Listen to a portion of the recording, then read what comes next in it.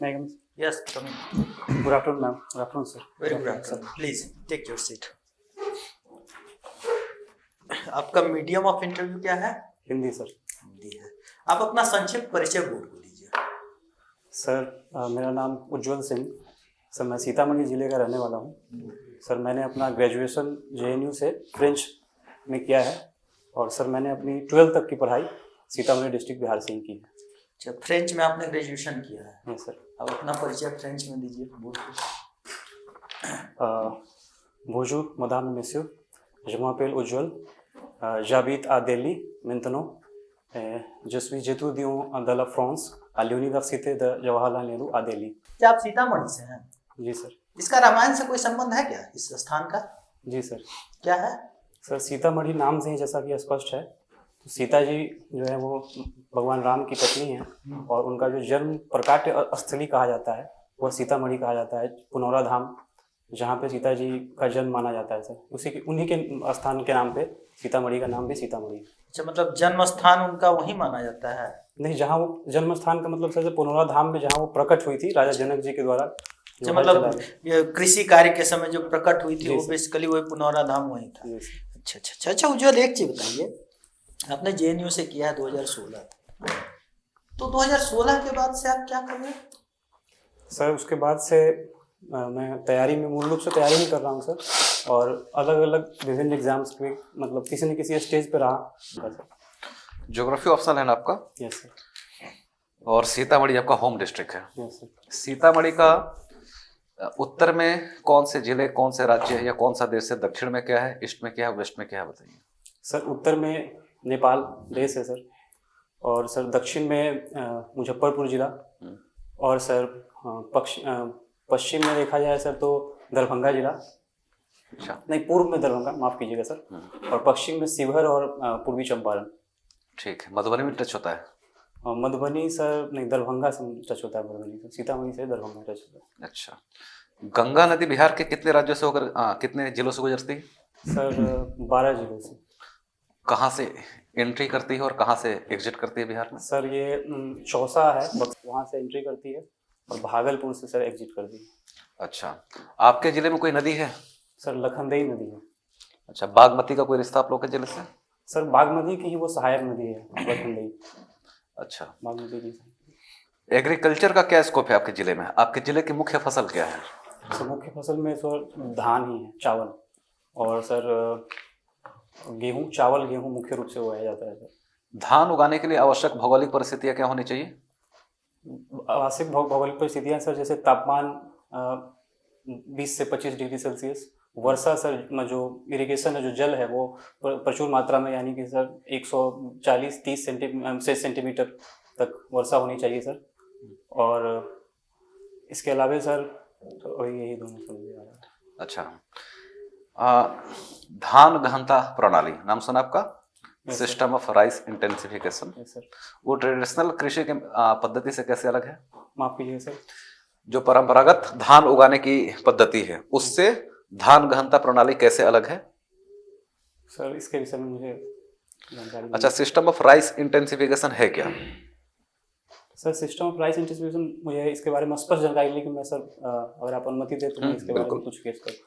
जैसे जो सीडलिंग होते हैं, पैडलिंग जो धान की, उसको सर लैब में सर या फिर बाहर में पहले से उगाकर बाद में उसे बोया जाता है, न कि जैसे कि परंपरागत विधि में सीधे हम खेत में बीज डालते हैं, तो वैसे न करके सर पहले हम उसको एक अलग से उसको तैयार करते हैं, फिर बाद में उसको बोया जाता है, इस तरह सर। भारत में धान का औसत पर हेक्टेयर उत्पादन कितना है?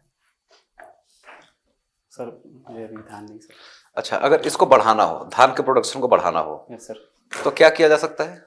सर इसमें 3-4 चीज़ें की जा सकती हैं। जैसे कि सबसे पहले सर कि जो जेनेटिक इंजीनियरिंग या जेनेटिक मॉडिफिकेशन करके हम सीड्स में इम्प्रूवमेंट कर सकते हैं, क्वालिटी सीड्स में। उसके बाद सर हम इरिगेशन लेवल पे, सिंचाई लेवल पे जो आजकल नई तकनीक आ रही है, जैसे कि हम माइक्रो इरिगेशंस, पर ड्रॉप मोर क्रॉप की जो बात की जा रही है, उसके माध्यम से हम सर उसके बढ़ा सकते हैं। और सर फर्टिलाइजर का जो रेशियो हमारे यहाँ बहुत ही अनहेल्दी है, तो उस पर भी हम सॉइल हेल्थ कार्ड जो गवर्नमेंट की स्कीम्स है उनका इस्तेमाल करके उचित मात्रा में उचित समय पर खाद बीज डालकर सर हम इसको बढ़ा सकते हैं। अच्छा, धान उत्पादन में बिहार का सबसे नंबर 1 जिला कौन सा है? रोहतास सर। रोहतास है। वहाँ की परिस्थितियाँ सीतामढ़ी से क्या अलग है? सर सबसे बड़ी चीज़ है कि वहाँ पे सर सिंचाई की व्यवस्था जो है वो सुदृढ़ है, काफ़ी अच्छी है। और सर वहाँ हमारे यहाँ सीतामढ़ी एक बाढ़ प्रभावित जिला है, तो यहाँ पे जो फसलें हैं सर वो धान की फसल खासकर, क्योंकि वो सीजन जो है वो वर्षा ऋतु के साथ ही होता है, तो उसमें बाढ़ में काफ़ी फसल तबाह हो जाती है। और जो रोहतास है सर वो वैसे तो सर वहाँ पे सूखा प्रभावित क्षेत्र माना जाता है, लेकिन वहाँ सिंचाई की सुदृढ़ व्यवस्था है, जो इरिगेशन सिस्टम, तो इस वजह से सर वहाँ पे। ठीक है, थैंक यू। एक शब्द है जेंडर न्यूट्रलिटी और जेंडर इक्वालिटी, क्या डिफरेंस है दोनों? जेंडर इक्वालिटी और जेंडर न्यूट्रलिटी है मैम। जेंडर इक्वालिटी का मतलब है कि जैसे जेंडर के बेस पे डिस्क्रिमिनेशन नहीं किया जाए और उसको बढ़ावा दिया जाए। जेंडर मतलब जो विमेन सेक्स है एज ए सेक्स, वो विमेन से फीमेल सेक्स है, उनका जो मतलब रिप्रेजेंटेशन कहीं भी लो है, जैसे जॉब में है या फिर उनको बढ़ावा दिया जाए। और जेंडर न्यूट्रलिटी का मतलब है कि जैसे हम मैटरनिटी लीव की बात करते हैं, तो पैटर्निटी लीव की भी बात, मतलब एक पॉलिसी जो भी हो न्यूट्रल तरीके से देखा जाए उसको, न कि किसी खास जेंडर के पर्सपेक्टिव में। अच्छा ठीक है, अभी नोबेल शांति पुरस्कार दिया गया, किसको दिया गया? मैम ये एक नाम मैं याद नहीं कर पा रहा हूँ, एक ईरान की महिला है मैम, नाम मैं याद नहीं कर पा रहा हूँ। अच्छा ठीक है, इकोनॉमिक्स का जो नोबेल पुरस्कार है वो किसे दिया गया? मुझे मैम नाम याद नहीं है। किस विषय वस्तु पे उन्होंने, मतलब उस विषय वस्तु से रिगार्डिंग उनको मिला है? Sorry ma'am. वर्क फोर्स में जो लेबर का पार्टिसिपेशन है उससे रिगार्डिंग था। तो एक क्वेश्चन ये बनता है कि वर्क फोर्स में वो फीमेल का जो पार्टिसिपेशन है वो कम क्यों है? मैम इसके कई वजह हैं फीमेल वर्कफोर्स पार्टिसिपेशन कम होने के। पहला मैम कि इसमें जो ग्राफ देखा जाता है इसका, कि पहले मतलब जो लिटरेसी रेट है, जो स्किल है, वो ट्रेडिशनली पारंपरिक रूप से महिलाओं में कम है। तो लेकिन इसके बाद देखा गया मैम कि जैसे जैसे शिक्षा या उनमें स्किल की बढ़ोतरी भी हुई, तो जैसे अब वो कार्य क्षेत्र में वर्क में देर से एंट्री कर रही है, पढ़ाई पे, शिक्षा के कारण, विवाह के कारण। तो इसके कई सारे मैम आयाम हैं कि एक तो कि शिक्षा न होना, स्किल न होना उस सेट में, तो उस कारण से। दूसरा कि अगर है भी तो वो वर्क फोर्स में एंट्री में डिले करती हैं, तो इस वजह से मैम लो है। अच्छा, घरेलू हिंसा सुना है, क्या होती है? मैम घरेलू हिंसा महिलाओं के साथ जो घर में चार दीवारी के अंदर जो हिंसा होती है, किसी भी तरह से हो सकती है मैम। मानसिक हिंसा हो सकती है, शारीरिक हिंसा हो सकती है, और इसका परपेट्रेटर। घरेलू हिंसा के दायरे में पुरुष आएंगे अगर पुरुषों के साथ होता है? मैम जेंडर न्यूट्रलिटी के मतलब तो यही होना चाहिए कि डोमेस्टिक वायलेंस मतलब कि उसको एक न्यूट्रल पर्सपेक्टिव से देखा जाए। अच्छा ठीक है, घरेलू हिंसा को कम करने के लिए कोई लॉ है इंडिया में? मैम डोमेस्टिक वायलेंस एक्ट है। इसके अलावा मैम आईपीसी की धाराएं भी हो सकती हैं, अगर उसमें कुछ गहन जघन्य अपराध होता है तो आईपीसी की धाराएं लग सकती हैं। जैसे स्पेसिफिकली देखा जाए तो डोमेस्टिक वायलेंस एक्ट के तहत। पुरुषों के लिए कोई रेगुलेशन रूल है? सर जहाँ तक मैं याद कर रहा हूँ कि आईपीसी हमारी जो है वो सर जेंडर न्यूट्रल है, तो वो लग सकता है सर पुरुष के लिए। वैसे कोई स्पेसिफिक मुझे अभी सर ध्यान नहीं आ रहा है कोई। अच्छा, एक क्वेश्चन ये होता है कि जैसे नेशनल वुमेन कमीशन है, ठीक है, ऐसे एक मेन कमीशन होना चाहिए, आपकी क्या राय है? मैम मेरा मानना है कि महिलाएं जो है अभी दिख रहा है कि कई क्षेत्रों में हम पुरुषों के मुकाबले, शिक्षा हो, स्वास्थ्य हो या फिर कार्य क्षेत्र हो, उनमें काफ़ी पीछे हैं।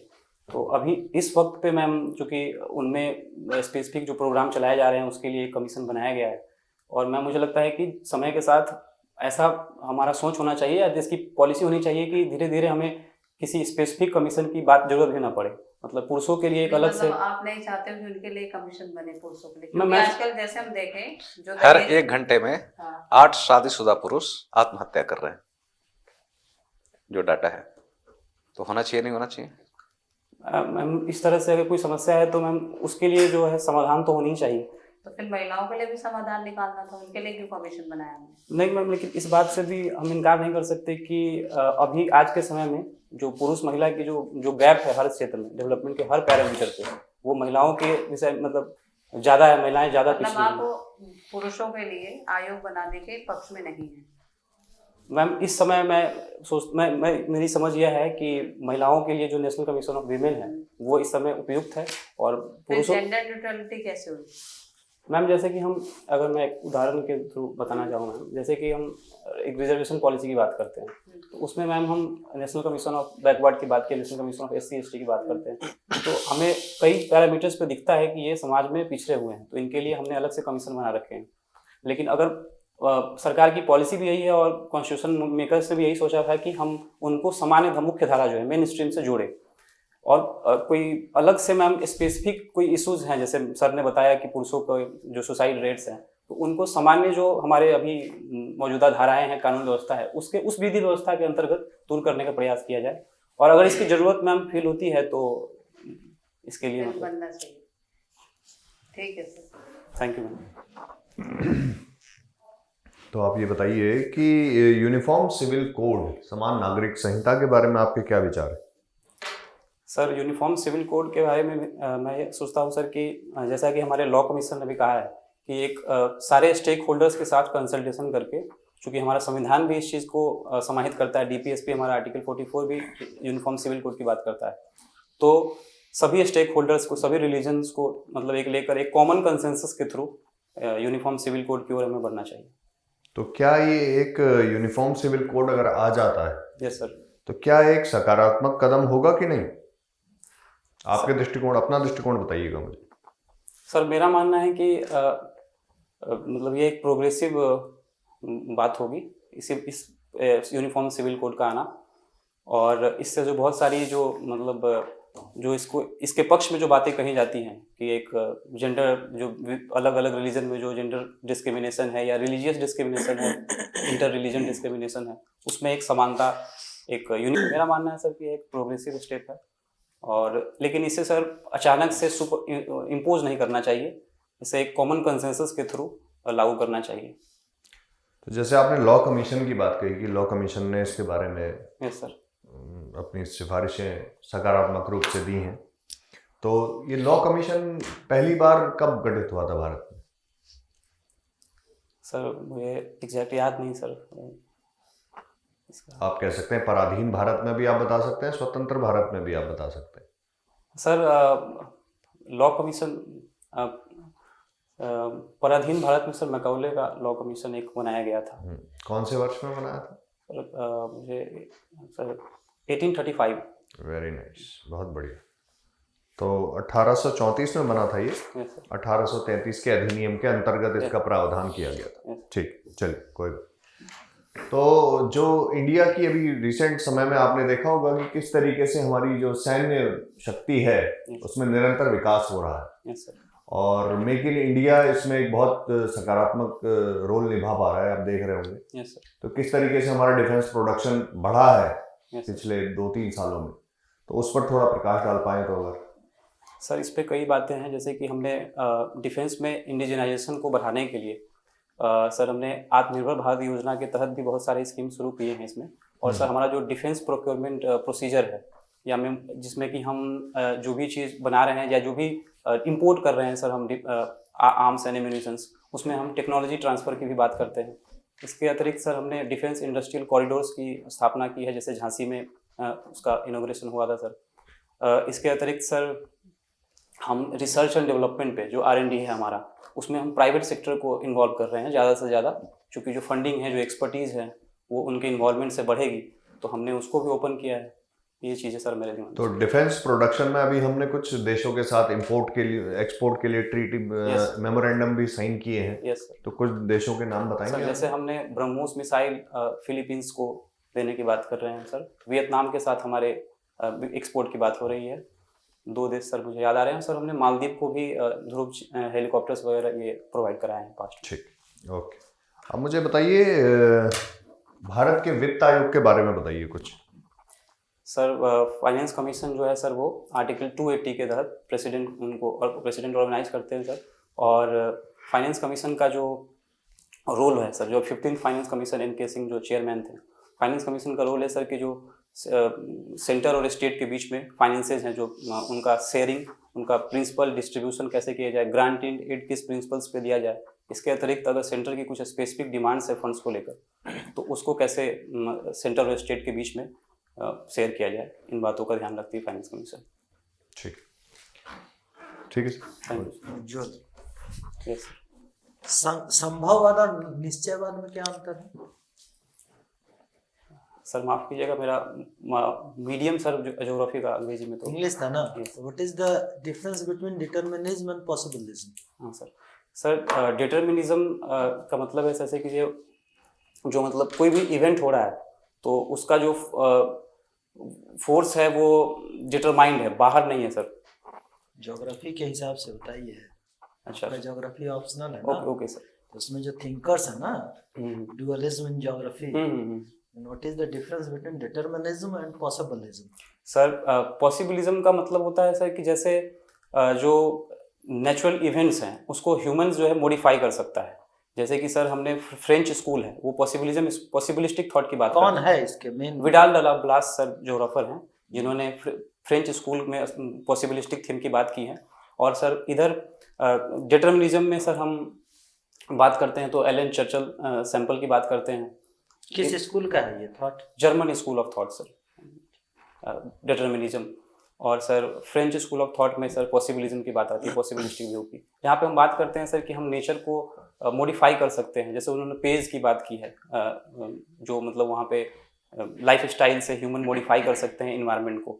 और उसमें फिर बहुत सारे सेट्स हैं सर डिटर्मिनिज्म पॉसिबिलिज्म के अलग अलग, जैसे एक्सट्रीम स्टांस डिटर्मिनिज्म के। तो ग्रिफिथ टेलर ने कौन सा दिया था? सर उन्होंने स्टॉप एंड गो डिटर्मिनिज्म की बात की है, जिसको हम नियो डिटर्मिनिज्म भी कहते हैं सर। नियो डिटर्मिनिज्म कहते हैं, नियो पॉसिबिलिज्म कहते हैं? नियो डिटर्मिनिज्म है sir Griffith Taylor. Sure sir जहाँ तक मैं याद कर पा रहा हूँ सर। उन्होंने तो ये कहा था कि प्रकृति जो है वो ट्रैफिक पुलिस की तरह। हाँ सर उन्होंने ये कहा था कि आप मॉडिफाई कर सकते हैं लेकिन आप कंप्लीट उसको रिवर्सल नहीं कर सकते। अच्छा एक चीज बताइए, इंडियन ओशन रिजिम में यस सर अभी क्या क्या चीजें हैं जो जियो पॉलिटिक्स के पॉइंट ऑफ व्यू से इंडिया के लिए बहुत इंपॉर्टेंट है? सर इंडियन ओशन रीजन में अभी जो हम जियो पॉलिटिक्स से देख रहे हैं सर कि जो हमारे रिलेशंस हैं वो काफ़ी कांस्टेंट मतलब डायनामिज्म में है अभी। जैसे जिन्हें हमने ट्रेडिशनली गुड रिलेशन एंजॉय किया है फॉर एग्जांपल मालदीव के साथ, लेकिन अभी हमने देखा प्रोजेक्ट में कि रेजिम चेंज होने के बाद वहाँ पे एंटी इंडिया प्रोटेस्ट चल रहे हैं। तो कैसे हम अपने रिलेशन को उनके साथ अच्छा बनाए रखें। और भी कंट्रीज़ जैसे कि सर श्रीलंका है, जैसे कि sir Myanmar region, Maldives region हो गया सर। और सर जो अफ्रीकन नेशंस हैं जिनको अभी हमने G20 में सम्मिलित किया है, जो इंडियन ओशन रिम में आते हैं सर, या फिर सर वेस्ट एशिया के जो कंट्री हैं। तो ये तो एक आयाम हो गया सर। दूसरा ये कि जो हमारे रिसोर्सेज हैं इंडियन ओशंस में, जब हम एक्सक्लूसिव इकोनॉमिक जोन्स की बात करते हैं जहाँ पे हम ऑयल पेट्रोलियम की तरफ बढ़ रहे हैं, ऑफशोर एनर्जी की बात कर रहे हैं। और सर तीसरा है कि जैसे इजराइल और जो ये वार चल रहा है सर पैलेस्टीन हमास का, तो उसका जो सर अभी रेड सी के आसपास इंडियन ओशन में, अरबियन सी में अभी हमने देखा है कि हमारे एक शिप पे ड्रोन अटैक हुआ है। तो उसको लेकर नेवी क्या कर रही है, ये भी हमारे कंसर्न्स हैं। तो ये कुछ मुख्य कंसर्न है सर हमारे इस वक्त। अच्छा एक चीज बताइए, अभी एक कॉन्सेप्ट आया हुआ है जिसको इंडियन नीनो के नाम से जानते हैं। इंडियन नीनो जैसे अल नीनो है ना, वैसे इंडियन नीनो के नाम से उस कॉन्सेप्ट को जाना जाता है। बता सकते हैं कुछ? Indian ocean dipole sir, Indian ocean dipole जो है कि सर वो अरेबियन सी और बे ऑफ बंगाल के बीच में जो हमारा प्रेशर डिफरेंस होता है उसको Arabian Sea, Bay of Bengal, या अरेबियन सी और क्या कहते हैं west of the Indonesia? Sir west of Indonesia भी बोल सकते हैं sir, west of Indonesia. Bay of Bengal ही तो नहीं आएगा, तो वहाँ से लिया जाता है ना, eastern part of the Indian Ocean और western part of the Indian Ocean. क्या है इसका, क्या इंपॉर्टेंट रोल प्ले करता है इंडियन मानसून में आईओडी? सर आईओडी का जो डिफरेंस होता है दोनों के बीच के टेम्परेचर का, तो दो तरह का डिफरेंस, यदि अरेबियन सी का टेम्परेचर ज़्यादा है सर तो यहाँ पे पॉजिटिव डिफरेंस क्रिएट करता है, और बे ऑफ बंगाल का टेम्परेचर ज़्यादा है तो नेगेटिव। तो जो पॉजिटिव, सोमालियन करंट की कोई भूमिका है इसमें आईओडी में? सोमाली करंट जो है, यस सर, कोई भूमिका है? सर सोमाली करंट जो है वो उसकी भूमिका मतलब स्पष्ट रूप से मुझे नहीं पता सर, लेकिन जहाँ तक मैं सोच पा रहा हूँ कैसी करंट है सोमाली करंट? कोल्ड करंट है सर।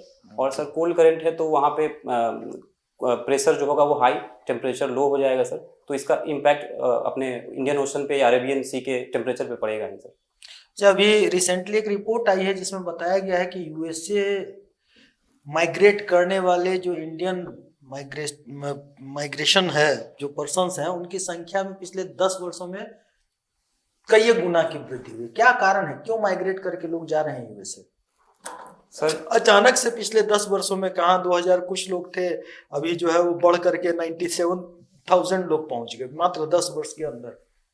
क्या रीजन है इसे इंटरनेशनल माइग्रेशन का? सर जैसे कि हम किसी भी माइग्रेशन को जब समझते हैं तो उसमें सर हम पुश एंड पुल मॉडल की बात करते हैं, यानी कुछ अपॉर्चुनिटीज़ होती हैं जो माइग्रेंट्स को पुल करती हैं, और कुछ कंडीशंस होते हैं सोर्स रीजन में जहाँ पे उनको वहाँ से माइग्रेंट व्यूअर्स होते हैं वहाँ से माइग्रेट करने के लिए। तो सोचो पिछले 10 साल में अगर देखा जाए तो जहाँ भी जो टेंशन्स हैं, सिविल वार्स हैं, उन वजह से लोग वहाँ से अमेरिका की तरफ सर, चूंकि वो एक नहीं, इंडिया से जा रहे हैं हम, दूसरे कंट्री की बात नहीं Okay. कर रही है। रिपोर्ट इंडिया के रिगार्डिंग है कि पिछले 10 वर्षों में जहां आज से 2013-14 में मात्र 2,500 लोगों ने H1B वीजा के लिए अप्लाई Yes, किया था, yes, आज यूएसए का जो अपना डेटा है yes, sir. उसके फॉरेन मिनिस्ट्री ने रिलीज किया है कि H1B वीजा यूएसए ने जितना रिलीज किया उसका अकेले मोर देन 75% इंडियंस ने लिया है। तो क्या कारण है, लोग क्यों जा रहे हैं?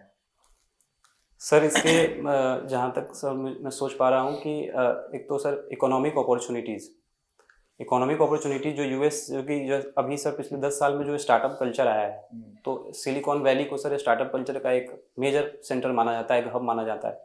तो जो एक इसको सर भारत सरकार एक चैलेंज के रूप में ले रही है कि कैसे हम जो टैलेंट स्टार्टअप का जो आउटवर्ड जो जा रहा है सर यूएस, उसको कैसे रिटेन किया जाए, इसको लेकर लगातार सर निश्चय करें। तो एक सर ये इकोनॉमिक रीजन मैं सोच पा रहा हूँ। दूसरा ये कि सर जो हमारे स्टूडेंट्स हैं जो हायर एजुकेशन के लिए सर जो ग्लोबल मतलब टॉप हमारे यहाँ जैसे कि हम जानते हैं सर कि टॉप 100 जो यूनिवर्सिटी हैं ग्लोबल, उसमें हमारे यहाँ कोई यूनिवर्सिटी नहीं है। तो इन चीज़ों को लेकर, हायर एजुकेशन को लेकर भी लोग स्टूडेंट्स वहाँ जा रहे हैं सर। कोपेन ने जो क्लाइमेट क्लासिफिकेशन किया है, यस सर। वो किस किस बेसिस पे किया है? सर उसने टेम्परेचर और वेजिटेशन मैप के आधार पे टेम्परेचर और प्रेसिपिटेशन को क्राइटेरिया मानकर सर कोपेन ने अपना दिया है। तो उसमें उसने जो मेडिटेरेनियन क्लाइमेट है उसके टाइप को CS लिखा है, ठीक है। Yes sir. क्या खासियत है इस मेडिटेरेनियन क्लाइमेट की? सर यहाँ खासियत है सर कि यहाँ पे सी और सब सी तो पहले सब ह्यूमिड पर ह्यूमिड सब ह्यूमिड के हिसाब से तो उन्होंने सी सिंबल लिया है। दूसरा सर कि जो एस सर है वो समर ड्राई है। वहाँ पे विंटर में जो रेनफॉल होती हैं, वेस्टर्न डिस्टर्बेंस जो साइक्लोन्स टेम्परेट रीजन में सर, तो विंटर में वहाँ पे रेनफॉल होता है सर, और ये इस वजह से उन्होंने CS दिया है। और अगर आप मेडिटेरेनियन क्लाइमेट की स्पेसिफिक की बात करें तो सर वहाँ पे जो जोग्राफिकल उसके फीचर्स हैं उस वजह से वहाँ पे सर लोकल विंड्स जनरेट भी होते हैं। और सर वहाँ पे मेडिटेरेनियन क्लाइमेट में सर वाइन कल्चर्स के लिए फेमस है सर। विटामिन C वाले फ्रूट्स जो है वो ज्यादा। Yes sir. चल, लास्ट प्रश्न है आपका बोर्ड का। अब बिहार सिविल सेवा क्यों ज्वाइन करना चाहते हैं? यस सर बिहार सिविल सेवा ज्वाइन करने के पीछे मेरा सबसे पहले सर मैं तो सिविल सेवा में ही आना चाहता था, और उसके बाद सर बिहार के BPSC के थ्रू मुझे, बिहार मेरा होम मतलब स्टेट भी है सर, और बिहार में मुझे BPSC देने का मौका मिला तो मैं BPSC में जा रहा हूँ। इससे मैंने सिविल सर्विसेज UPSC या फिर मुख्य रूप से मेरा सर सिविल सर्विसेज में ही जाने का था, और BPSC ने मुझे मौका दिया कि बिहार पब्लिक सर्विस कमीशन में आने का सर। तो मैं अच्छा, जब आपको सिविल सर्विस आना था तो फ्रेंच क्यों सीखा? सर जब फ्रेंच जिस साल मैंने लिया था सर, और जिनसे प्रभावित होकर सर, उस वक्त तक फ्रेंच एक ऑप्शनल हुआ करता था सर 2013 में, और उसी साल सर फ्रेंच को as a optional subject UPSC ने हटाया है सर। तो मेरे कई रीजन थे सर। पहले मैं कि 12th पटना से कर रहा था, तो मुझे दिल्ली आना था तैयारी करने के हिसाब से भी सर, और मैंने फिर DU में ट्राई भी किया सर कि ह्यूमैनिटीज़ का सब्जेक्ट लेकर, जिसको कि मैं अपने ऑप्शनल भी रख सकूं। लेकिन 12th में बिहार बोर्ड से मेरे मार्क्स उतने अच्छे नहीं थे कि मुझे एडमिशन मिल पाए। तो JNU में फिर मैंने एंट्रेंस एग्जाम दिया सर, और साथ साथ मैंने उसको फ्रेंच को एक अपने करियर बैकअप के रूप में भी लिया कि अगर मैं इधर सफलता मुझे नहीं मिली तो मैं उसको यूटिलाइज करूँगा, और मैंने तैयारी के साथ साथ मैंने उसको लेकर चला सर। ठीक, thank you. Thank you. Thank you sir. Thank you sir. Thank you.